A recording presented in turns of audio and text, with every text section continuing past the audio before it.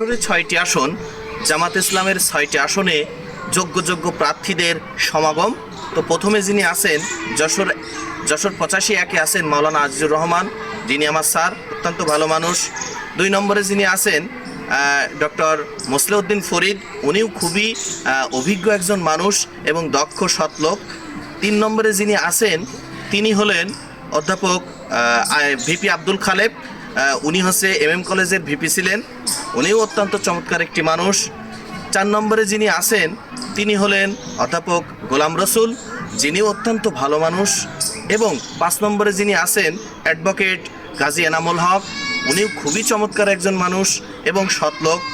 আর সর্বশেষ যিনি আছেন তিনি হলেন অধ্যাপক মুক্তার আলী, ইনিও অসম্ভব ভালো একজন মানুষ।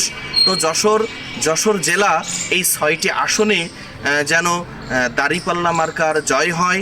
ভিডিওটা বেশি শেয়ার করে দিবেন এবং যশোর থেকে 6টি আসন যেন আমরা ডক্টর শফিকুর রহমানকে গিফট করতে পারি।